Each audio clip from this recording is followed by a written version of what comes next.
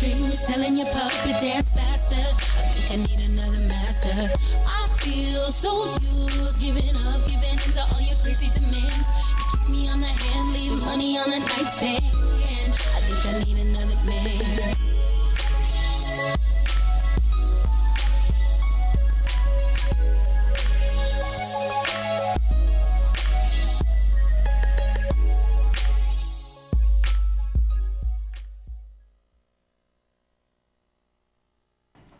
All right, Commish Radio Show and Legal Standpoint with Michael Todd, sponsored by Townview Realtors. So, hey, look here, we're just trying to get everything situated right here. So while we're doing that, we are going to be talking about the trials of America as they exist today. The trials of America. Ahmaud Arbery is not on trial, folks. Ahmaud Arbery is not on trial. The three assassins are on trial for killing Ahmaud Arbery, and also Kyle Rittenhouse is, he was on trial, but he's not guilty now. He's not guilty, man. He's free. He's free, like the song said, free. Yeah, exactly. You know, we put out a little advanced flyer there, and we said, hey, turning perpetrators into victims. Right. You know? Right. And the legal system in America has always had a way of making the victims end up being the perpetrators. The victims end up being the perpetrators. The victims. Arbery, the dead people with respect to the Rittenhouse matter. But, you know, I got to say one thing about it. We're going to talk about Rittenhouse because, you know, Rittenhouse has two different views of it, or two different angles of it.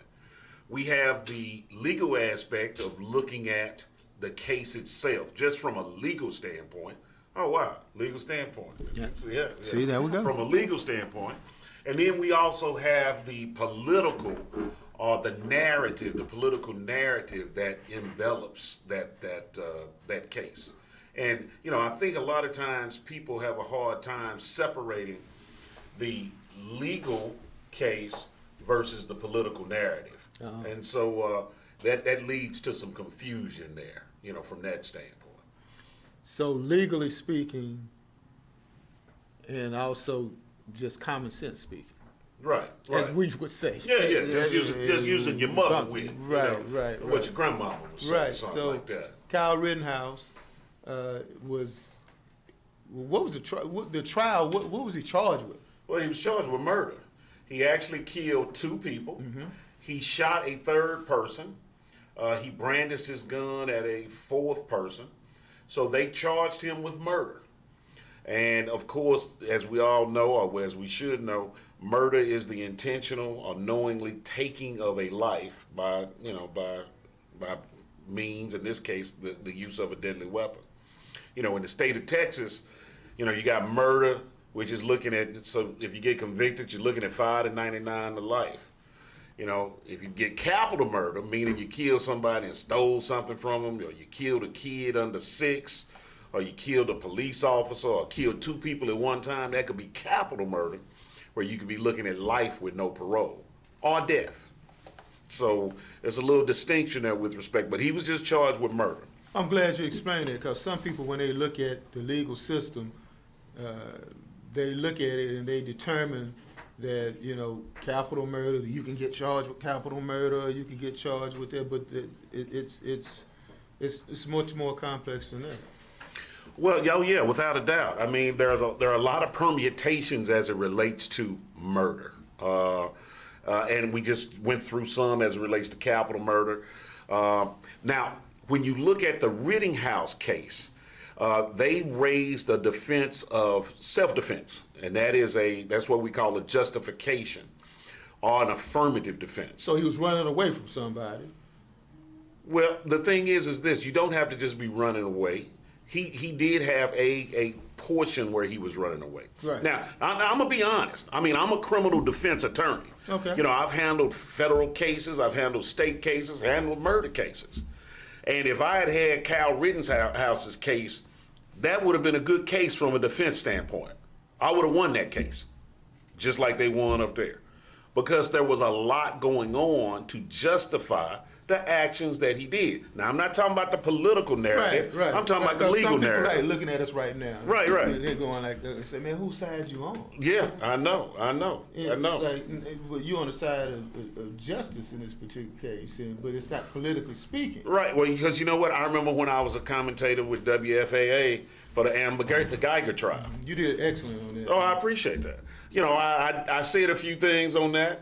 I had people, ask me later, whose side you on? Right. And all I was trying to do was give legal analysis. That's what you're there for. Well, that's what I was there for. But people started asking, well, whose side are you on? But as it relates to Rittenhouse, what we have to understand is this. You have to make a determination of whether his actions were reasonable. And you had the equivalent of a bar fight that was going on all around him. I mean, people were out there, and people were doing stuff. They were burning cars, they were flipping cars, people whooping folks. I mean, it was all types of stuff that was going on. And so what I did to make sure, because it's a little convoluted, that's one of them fancy words of saying confusing. Yeah, they say that over in South Oak Cliff. Yeah, they say that. All right. So it was a little convoluted about what was the actual timeline and the posture of what had happened. And so basically what Rittenhouse said was that he was out, he was supposed to be over there, protecting property, and then he decided... Like he's a cop? No, he's not a cop. He's not a cop, but hey, Security guard? He's not a security guard, but you can be out there with your pistol. Well, he wasn't authorized. Oh, hell, he wasn't even like dude who killed Trayvon Martin then. No. He wasn't even a watchman. No, he wasn't. He wasn't. Okay. He wasn't. Just want to make sure. I want to get. So what was he? Well, he was just a citizen out with his gun. But the thing is this. Was he doing a citizen arrest? No, he was. No, that's the other. That's the other case. We gonna get to that in just a sec. Okay. It just seems like people got a lot of rights to do what they want to do. Well, that's what I want to get to people to understand. They got a lot of rights to do what they want to do. That's right, and you know what? And we do too. All right. Okay. So what we as people need to understand is that all these rights that other folks are exercising, we have a right to exercise too. But the point I'm trying to make is this. Rittenhouse was going around. He said he was confronted by a person who threatened him allegedly that he was going to kill him based upon his posture of being out there with the little militia guard group. He says that he got separated from his people. This guy starts harassing him again. Some stuff starts popping off. Somebody hollers, "Kill him!" And this first guy, I think his name was Rosenfeld, he starts chasing him. As he chases him, he's hollering at him, things of that nature. Rittenhouse allegedly turns around because he's running from him. He turns around. The guy continues to, what he said, close ground on him and grabs his weapon, trying to take it from him. And as he was trying to take it from him, he shot him. That was the first thing. He then starts running because everybody else has started running after him from there. And this is according to his testimony. I went back and read all his direct examination. So then he's running, he gets tired, he stumbles, he falls. They start kicking him. Somebody hits him with a skateboard, things of that nature. He tries to get up. A second guy comes over, tries to hit him, acts like he's trying to grab for the gun. He shoots that guy. So then he gets up and starts running. No. Then he's still on the ground. This other guy comes over with a gun, allegedly pulls a gun on him. He shoots that person, just wounded him. And then he runs, he says, to try to find the police to turn himself in to say that I just shot some people. Now, what's interesting about this, though, is that Rittenhouse says in his testimony that when he came into contact with the police, that he told them, I just shot somebody. And they just told him, you better get out of here. Now, that was kind of amazing. I mean, just think about that. If I had run up with an AR-15 and hollered to the police that I just shot somebody, I doubt very seriously they would have told me to just go on, hey, you better get out of here. They would have, taken me into custody in that situation. And Ed, when we think about this, Because while we have the political narrative and we have the legal analysis, right? In some areas, they do converge. Because just think if they had taken him into custody at that time, as they do most of my clients, right? Then they would have attempted to interrogate him. And if they had attempted to interrogate him, we don't know what he would have said. That may have been something that was inculpatory as it relates to what his actions were. So when you get that situation where the rules and the procedure is not really followed like it generally is, that allows for escape hatches to develop, which could have been something that was here. Now, he says that he went home, talked to his mama, and within an hour that he had turned himself into the police station in the state where he lives in Illinois. And then within an hour, the people came and interviewed him, things of that nature. But hey, you know what? It doesn't take that long to get it together, you know? So that's something we'll never know. But when we look at what the whole tenor... Well, it sounds like he got it together, and what you just told us was what he got together. Well, yeah, but the thing is, the one thing that's about that, some of the state's witnesses who testified consistent with what he said about what was going on out there, about confronting him with the gun, people hitting him with the skateboards, things of that. Because the thing is this, you know, people get caught up into, okay, it was just a skateboard. What do you have to shoot him for? Well, I've had a lot of cases where somebody's head got bashed in with, you know, a skateboard, a bat. Yeah, I saw some of that on Twitter this past week. Right. Yeah. They was showing, I'm like, why y'all doing this? That's the dinner. Yeah, I mean, you've had people, I mean, in the legal field, you've had people indicate that they've used water as a deadly weapon, a pencil as a deadly weapon, a screwdriver as a deadly weapon, all types of stuff. So, I mean, a lot of different things can be used as a deadly weapon, which would then authorize the use of deadly force.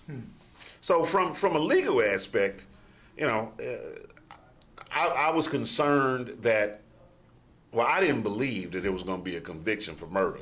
I thought maybe they may get him on some kind of lesser included charge, like reckless homicide, something of that nature, but they didn't do that either. But did they have the charge to put him for that? Well, yes. What happens is when you go to trial, even though you may be charged with murder, if there's evidence that comes out that would support a lesser included offense, so murder could be manslaughter, it could be criminal negligence homicide. Those are all what we consider lesser includeds. And so if the facts bring those offenses out, the jury can be charged on those also. Charge means giving those instructions where they can make decisions based upon those particular offenses. But doesn't that have to be said initially when you bring the jury in? No. When you come in with the jury, right, if you anticipate that there are going to be lesser included offenses, then from that standpoint, you could ask the jury questions as it relates to what their thoughts are on the lesser included.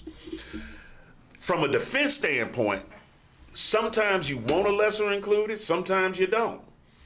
If I'm representing the guy and I think we got a good hard case where they not gonna be able to convict him for murder, right? They have problems with their case. I don't want lessers. I want the jury to have to make the hard decision. Either lock him up forever or cut him loose. One or the other. I don't want the compromise move. Oh, well, we ain't gonna lock him up forever, but we just gonna give him a little, aggravated assault. Yeah, aggravated assault. Well, we just give him 20. Don't worry about it, man. Teach him a lesson. So you don't want that. Now, on the flip side, if I've got a case where it looks pretty good that they're gonna convict him, then I want some lessons because I'm like, boy, it'd be sure better to be looking at 2 to 20, rather than 5 to 99 to life. So it's a strategic move. But by requesting the lessers, you could signal to the jury and to the opposition the confidence or lack of confidence you have in your case. In this particular case with Rittenhouse, the state requested the lesser included offenses. So that could have been taken by the jury as hey, look, They not really, sure about what they had from the jump. Maybe they should have just charged him with reckless homicide from the get-go. Maybe that would have increased their chances. I saw some of the footage before that. Then we're gonna go to break. Some of the footage before Kyle Rittenhouse was running, and it seemed like the people that he eventually shot was all off into his face and all into his grill. Right, yeah, that is, and he says, and other people have said that other people. I mean, you got to understand, man. You can use deadly force in situations when there is apparent danger there.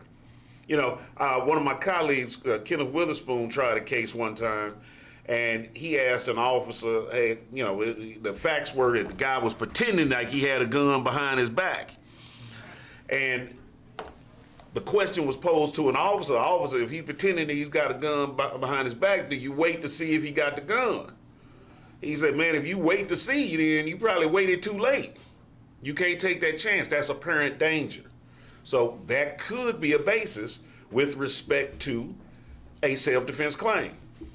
The one problem that I have had with respect to murder cases and self-defense in Dallas County and through the state of Texas is that when those laws are applied, those justifications are applied, when you got a police officer, right, they give them all the latitude, right? You follow me? And they are the trained professionals. So to me, they should have less latitude. You follow what I'm saying? But then when you have an individual who's just Joe P, Q citizen, they treat him as if he's the trained professional. Oh, well, he hadn't seen the gun barrel yet, Mike. No, he moved too quick. Police officer does the same thing. Oh, well, he thought it was dangerous. So, based on his training and experience, he had to shoot him. So juries treat regular defendants like trained professionals, and they treat trained professionals like they amateurs. And that's a problem. That's a real problem. Well, I'm glad you summed all that up, and when we get ready to take our next break, we'll talk about the trial of the assassins. Right.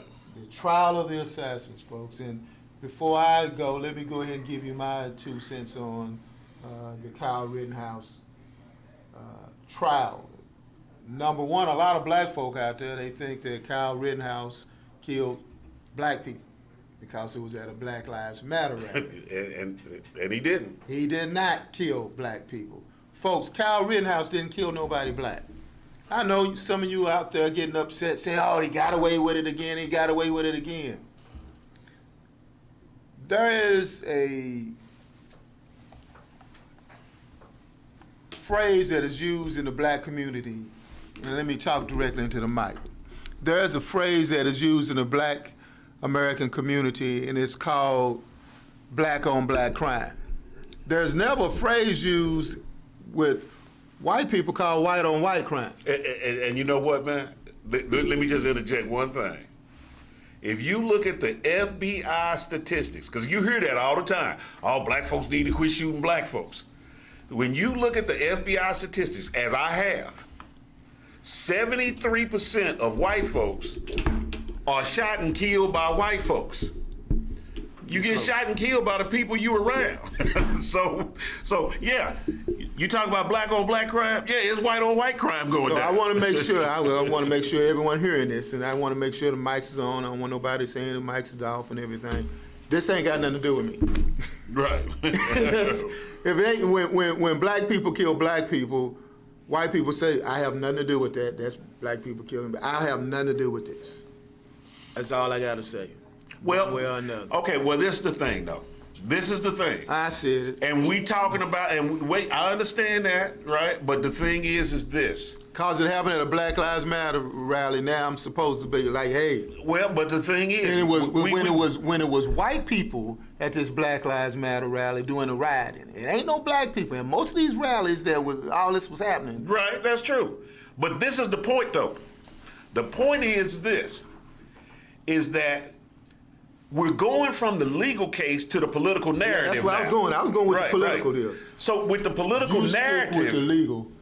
I got to pull it up. No, I got this legal standpoint with Michael J. Todd. All right, so go ahead. I get to say what I want to say what too. you're going to say. See, you on next thing I know you're going to have your pastor on your side. That's why I'm looking directly right there. Go ahead. So the thing is that with everything that you just outlined was the political narrative. Yeah. And what's happening, you have these white supremacists, you have these alt-right folks who are now using Kyle Rittenhouse as their poster boy of this is what needs to be done to combat this lawless type behavior of black folks. And to that, you're saying we're going to have more Kyle Rittenhouses now. And we're going to have more Kyle Rittenhouse. Because he, as I hate to use this word, I ain't said it since OJ. He got away with it. Yeah, he got away with it. Okay, that's what I thought. But guess what? What people need to understand is what's good for the goose is good for the gander. And I'm not talking about going out shooting folks. What I'm talking about is that if you want to go to the protest and take your pistol or your AR-15, as long as you're legally able to do that, you need to do it. But Mike, this ain't ready for the world. This ain't Oh Sheila. This don't work like that. Well, it does work like that. Ask Corey and Mark Hughes. Well, you know what? If black folks start taking their weapons more places, then maybe people won't. You know what? I think the biggest problem we have is black people themselves. They act like we still back in the 1850s or the 1940s when black folks can't have a gun because we just gonna get in trouble. We can't have that mindset. Why you sound like Stephen Fetchit? Because that's the Stephen Fetchit attitude. But we got to stop being Stephen Fetchit like that. Well, the thing is this: we would like that because that's how the law was written and that's how the law was enacted and enforced. It's not like that now. If you want to walk down, matter of fact, if I want to take my AR-15 to the next protest, I can do that. I bet you won't. I could. If I want to. Let's play some more music and we'll come back and we'll talk about South Carolina. Right. I mean Georgia. Georgia. Right. Yeah, Hey, how you doing? This is Ed Gray of the Commish Radio Show. Stay tuned and tune in and be up to speed on everything in social justice, human rights, and politics on the Commish Radio Show, airing every Saturday, 5 p.m. on the Fishbowl Radio Network. Jump in. All right, you melanated beauties, this is Coy with your Black Tea Sip every Friday from 11 a.m. to 1 p.m. where we sip power to pour truth. We talk about it all, the state of the Black Union, politics, entertainment, you, me, and everything in between. Join me on Fridays from 11 a.m. to 1 p.m. where we sip power to pour truth. Join me and we'll rap a taste about all the things that matter to me and to you. Coy with your Black Tea Sip, diamonds, pearls, and jerry curls. Looking forward to seeing you. On FishbowlRadioNetwork.com. Jump in.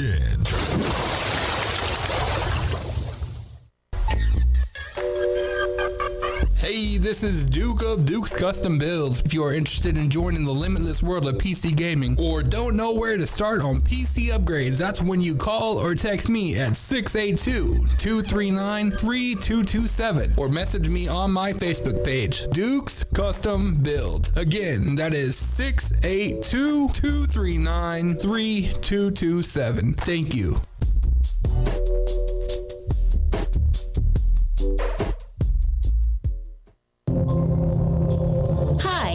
My name is Gail Todd with Townview Realtors. If you find yourself in the market to buy, sell, lease, or maybe you want to be a part of this hot real estate market by investing, just give my team of professionals and I a call at 214-675-9572. Again, that's 214-675-9572. Or you can email me at gtodd88@yahoo.com. With me, it's all about you.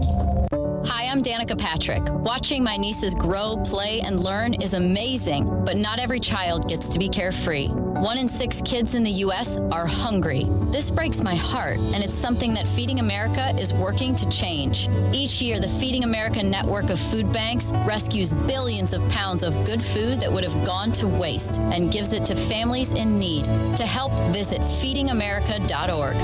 Brought to you by Feeding America and the Ad Council.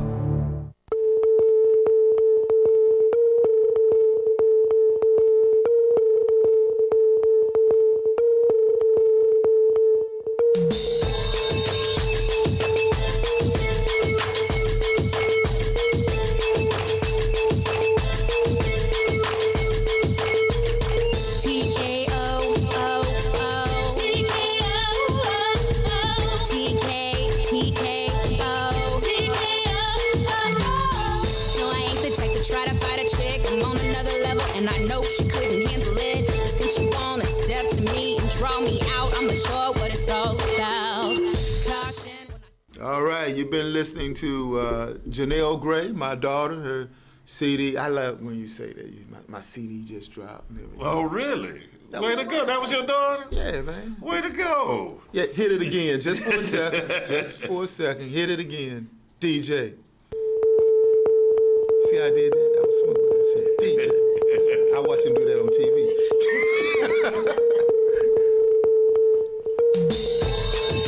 All right. Yeah. I didn't produce the CD, but I produced the art. Right. Well, you know what? She sounds real nice with a voice. She must have gotten that from her mama. Yeah, that's true. That's true. Can you sing? No. You can't sing at all? No, I do a lot of talking, but I can't do no singing. You can't carry a tune? Can't carry a tune. Can't carry a tune. That's why I be trying to carry a tune for justice. No, I got you, bro. You see how I roll that one in there? I got you, bro. I got that in there. I got you. I got it. You know, I have not even touched my phone because you got your pastor to say I look at the phone too much. Yeah. He did Reverend Damian Williams. He did I was at New on Hope his Baptist side. Church. I was on it. I give plugs to New Hope all the time. Yeah. He said that. He said that old Ed Gray. Old man. Yeah. Old bearded Ed Gray. Oh, bearded? No, he didn't say that. I threw that in. I threw that. Hey, wait a minute. Right. I ain't gonna lie on the pastor now. but yeah, he said, oh great man, he need to focus in. I'm talk focusing to you. in on you. Yeah. I want. You know what? And I'm glad I mentioned it to you, man. I'm glad. I'm feeling special today. You are special. Yeah. Wait, but I'm feeling so special that I hadn't even had a chance to, to say hi to my lovely wife, Gail Todd, over there. How you doing, Gail? Good. Good? All right, that's it?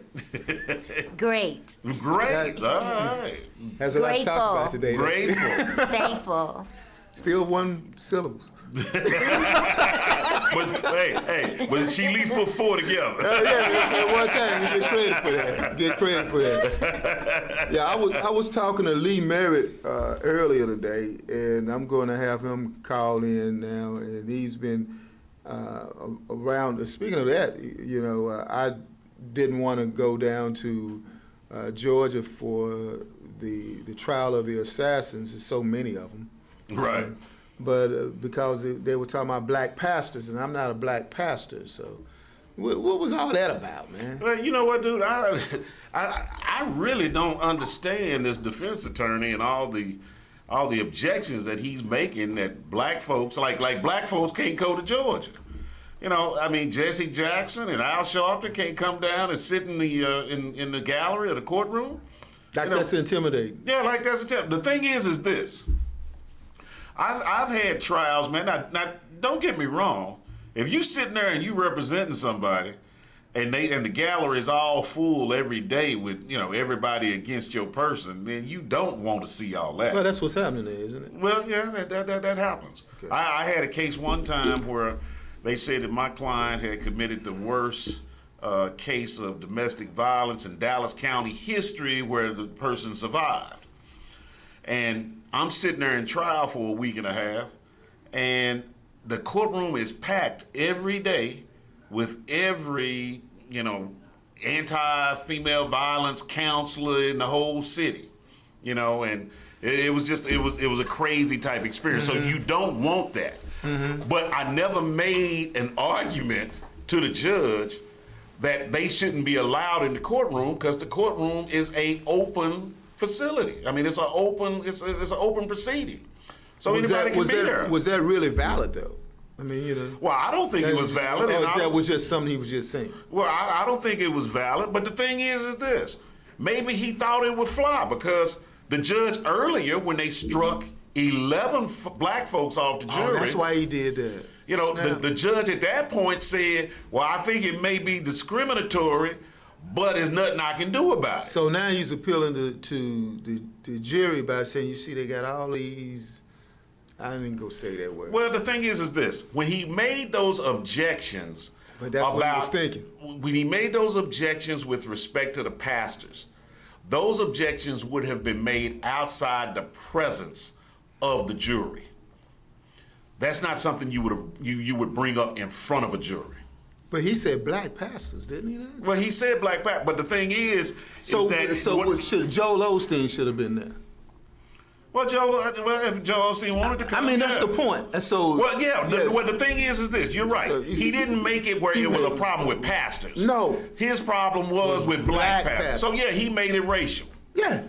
But I don't think it would have influence as it relates to the jury unless those type of objections filtered through the media and then at some point were able to connect with jury members. That's subconsciously, because what he's using black pastors is there they go again. Yeah, but you got to understand what I'm saying, Ed. Jesse. You ain't listened to me a while ago. I did. No, you didn't. What is it? I said he would not have been able to make that objection in front of the jury. Right. So the jury would not have heard him say, I object to the black pastors. That's the kind of stuff that you say, Judge, I have something that I need to address outside the presence of the jury. And then the judge says, okay, the bailiff says, all rise, and the jury is taken back to their little room, and then you make that argument. He didn't do none of that. You say what? He didn't do none of that, didn't he? I'm sure he did. Because if the thing is this, if there had been, right, an objection lodged like that in front of a jury, I'm sure there would have been, some request for sanctions against him. Man, don't sound good. Nah, well, but the thing is this. I'm hopeful about the whole Georgia situation. Because even though it's 11 white folks and 1 black person on the jury, right? In this day and time, I'm still hopeful with the facts that are in this case that they are going to convict them. I really feel that they will. Well, I'm going to say I really feel that they should. All right. Because the thing is that we have a situation with that's black like paying a bill. Well, what you mean paying a bill? I mean, I have a good feeling I'm going to pay this bill. Yeah. I have a good feeling I'm going to pay it. Well, I'm not following. Well, on Monday it's still there. Go ahead. Well, the thing is this. We have a situation where the black man didn't do anything. That's true. We have him on videotape. He went into the house. Now, you know what? And I've talked to some other attorneys. They were like, well, what are you going to the house for, right? And you know what I told him? There have been times that my wife and I, when we were looking for houses or remodels or something, I have walked into a house that was under construction before. And just looked around. That's an irritant, though. That somebody would ask a question of what did he go in the house for? Is there a law saying you can't go into the house? Well, it would be one if they had trespass signs. They have none of that. Well, I know they did. Yeah, I know, but I'm just saying. But that has been a question. But that's the question that someone would ask, and that's like, why? And I assume you were talking to other lawyers or something like that. Right. So why would legal system? Okay, but you know what? I've had other people who've raised the objection. Well, I don't think he was just over there jogging because he wasn't dressed like he was jogging for running. He had on combat boots and some shorts. That's not what you wear when you got jogging. So he must have been over there for something else. That ain't what you wear when you stealing either. Well, but you know what? But the fact of the matter is that we have a video that shows he didn't take anything. He didn't take anything. And and I, for one, used to jog in combat boots. Really? Yeah, I did.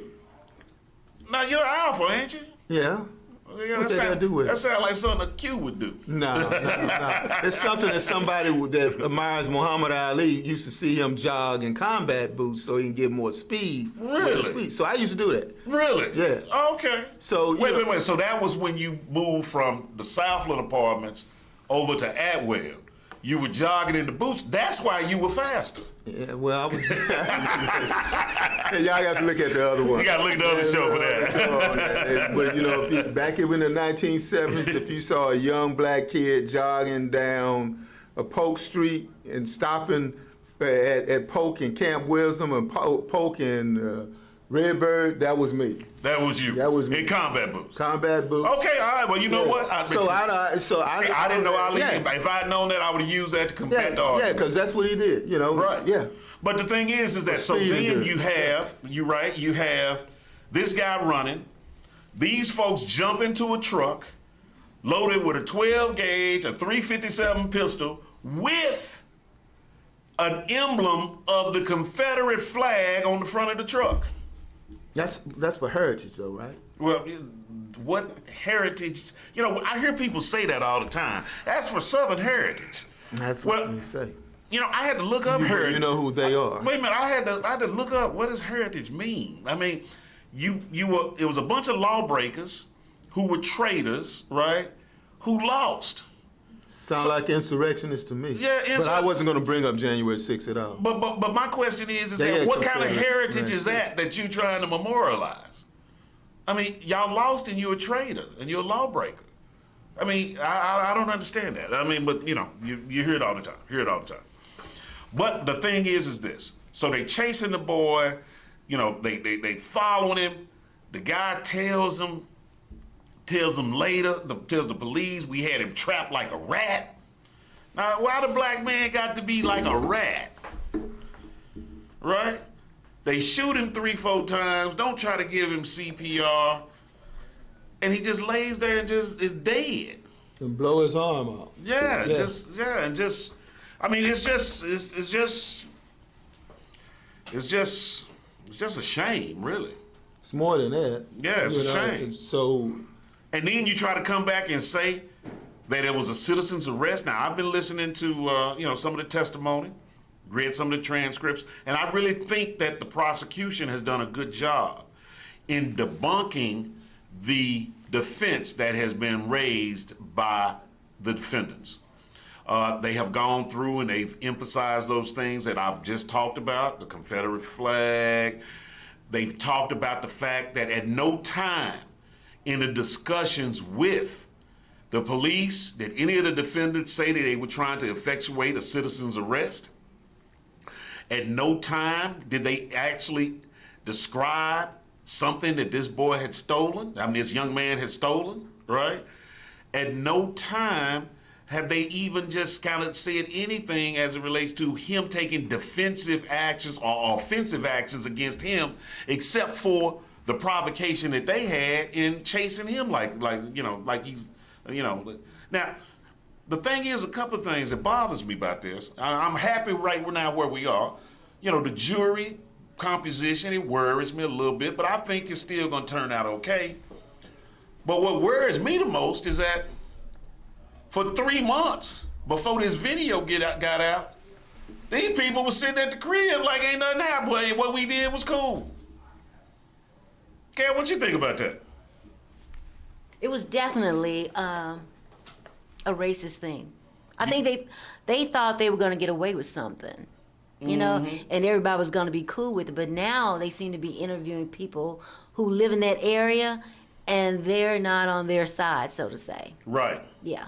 Now that we have had illumination of what has actually happened. Exactly. Now, before that video came out and people found out about what really happened, they were probably able to spin their version of the facts to then make it seem as if Arbery had done something wrong when he had not. And so this whole thing, I mean, that was troubling. What they were able to do, one of these defendants had been a previous police officer. The DA that was in that area probably was his boy, or they were all cool with each other. And they were like, oh, don't worry about it, man. We got you covered, right? He was stealing, right? Yeah, okay. You were doing a citizen's arrest? Yeah, that's what I was doing. Oh, okay. Yeah, I'm going to write it up. But what happened is that a video came out, and it put the light on this situation. How did they get the video?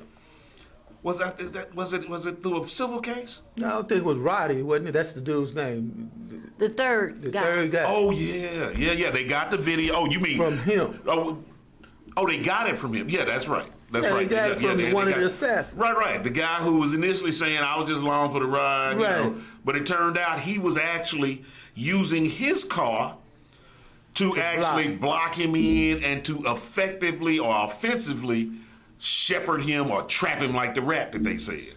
So that made him a party to the offense. So he must have sent that video to somebody. Yeah, and you know what? If you had asked me that, I would have done a little research. But I don't know. I don't know what the province of the video was, how it happened, how it got to the authorities. So it came from somebody. It came. Well, yeah, it was his video. It was his video. It was his video. So it had to come from him. So he at sent some somebody. point. At some yeah, point. At some probably point. showing off, going, look what we did. You know what? Now they probably did. You know, because hey, folks will do that. Yeah. You know, let's look at the murder tape again. Yeah. yeah. So let's look at this. Yeah, let's look. And then at this. somebody said it ain't cool. That ain't cool. And they sent it to somebody. Right. Yeah. But we don't know who that is. And it got to now. One thing that I didn't know until this week, I was talking with one of the DAs in Dallas County, Scott Wells. Scott Wells used to live and work with the DA's office in Atlanta. The prosecutors that are prosecuting the Arbery case actually are from the Atlanta DA office. Oh. So I didn't know that. They were doing a really good job. When he said that, that clicked in my mind of we've got somebody from a cosmopolitan type area who has, who sees this kind of deal, is not going to get caught up in the whole, meeting somebody at the Piggly Wiggly down the street. Right. That old kind of stuff. So that was good. That was good to know. Because see, that don't sound good. Because if you got you got the defense and the prosecution, they all on the same side in that little small town, ain't it? Yeah. Well, that could be a problem, And a lot of times, I remember back 20 years ago, 30 years ago, when I worked for Royce West, we had a person that was they got killed up in West Texas somewhere, little old town, man. And we went up there, man, to do a little investigation and figure out why they hadn't prosecuted the person that killed this guy. And dude, I'm gonna tell you, the DA and the sheriff up there, they basically told us, wrote us a letter like, y'all keep y'all blacks where y'all at, and we'll take care of what we doing down here. They didn't tell you that. In a nice way. This is America. This don't happen. That's basically what they said. They were like, hey man, I ain't telling y'all how to run y'all stuff. You don't come down here trying to tell us how to run ours. They called you boy after that? No, he ain't called me. Hey, not to my face.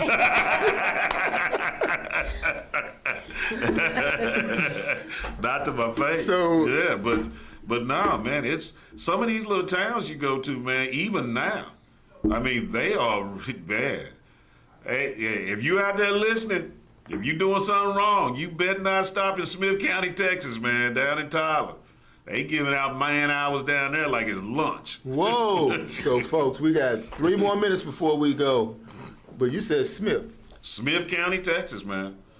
Dude, that's one of the harshest places. If I take a case in Smith County, Texas, I got to charge double.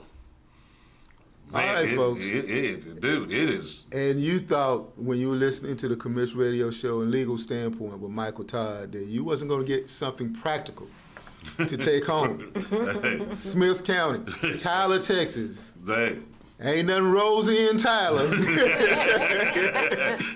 Not even Earl County. It sure does smell good with those candles. Yeah, that's it. Hey, you better not step off the beaten path down there, man. All right. They'll tighten you up for, hey, he did what? He stepped into the street? Oh, that's worth 5 years right there. That's it. All right, we got a remaining 2 minutes. You got it. Counselor, close us out. Well, the whole thing, like I said, man, we can't get caught up into the political narrative, but we have to be mindful of the narrative. We have to be able to look at each individual case on its own basis, its own foundation. With respect to Rittenhouse, like I said, legally, I had a good idea that the boy was going to walk. And it's not I don't think it's a racial thing on that. People are making it a racial thing. But I don't really think it was racial. If that had happened in Dallas, the boy would have walked. If he had been black, he would have walked. So from that standpoint, we can't get caught up in that and use that as a way. But the thing is this Arbery deal, if them boys walk, that's going to be something completely different. That's going to be something completely different. I don't see how that could happen. As long as we have 12 people that are fair and impartial with the evidence that's submitted. But if those individuals are not convicted of murder, then that shows that there is a continual problem with the criminal justice system in this country. And even though we think that we're making advances and progress, if that happens in that particular case, that is going to set things back. That sets things back totally. All right. Say thank you, brother. All right. Appreciate it. All right. We're about to leave, and we will see you. Hey, I think the third Saturday is Christmas Eve. So is it Christmas Eve? We may have to take a look at and bump you up. Well, yeah, because you know what? My lovely wife said, you know what? We might want to do a year in review. Okay, then let's kick it for a little while. All right, we'll see you guys back we'll see you next month. Yeah. All right. Hey, how you doing? This is Ed Gray of the Commish Radio Show. Stay tuned and tune in and be up to speed on everything in social justice, human rights, and politics on the Commish Radio Show, airing every Saturday, 5 p.m. on the Fishbowl Radio Network. Jump in.